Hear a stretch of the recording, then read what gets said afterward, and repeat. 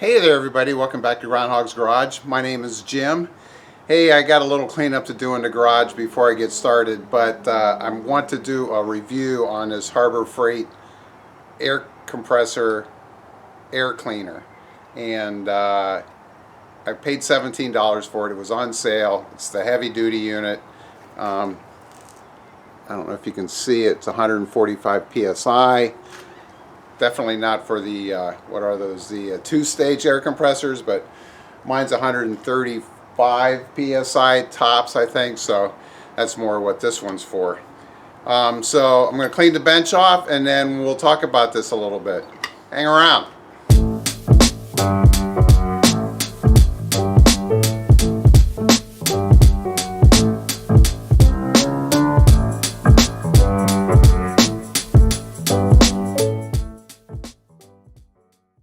Okay, this is a Harbor Freight air compressor air filter, and to be fair, I paid $17 for it. It was on sale.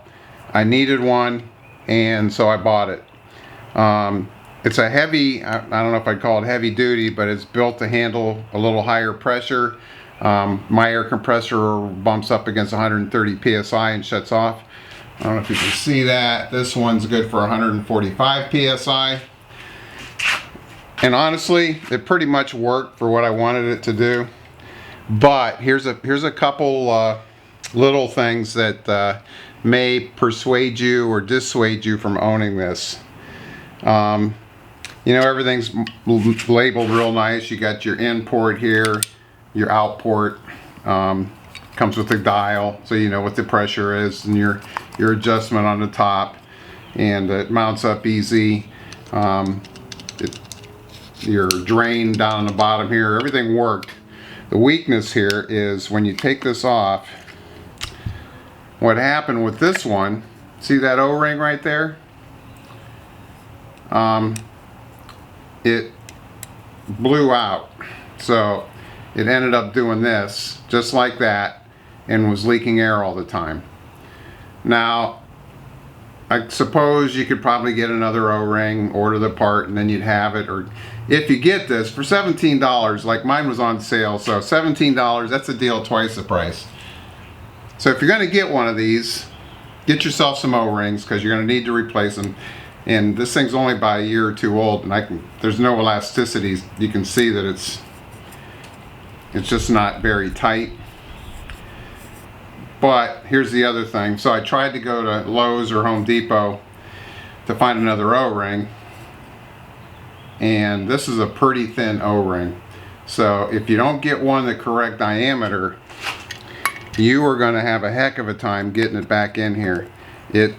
Even when I try to put this one in, it won't. You can't see it, but it won't stay in the groove. So again, that's really the only thing that I could find. The only problem I had with this, the air worked fine, the adjustments worked fine, everything worked fine except for the fact that this O-ring blew out. Well, you know when that happens is when you're in the middle of a project and you don't want to wait around for a $1.50 part. So I just went to a big box store and bought one that has the screw-on base. Because that one just, you know, has a seal on the top and you don't have to worry about O-rings blowing out. So, you know, it's up to you. It's not a big deal, but it is a deal.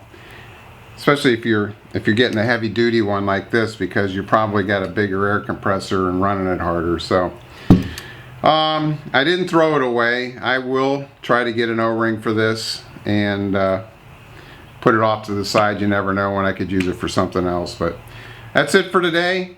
Thought you might find that useful, and if you liked the video, click on subscribe down below, smash that like button, turn on your notifications, and I hope to see you soon. Alright, have a great day.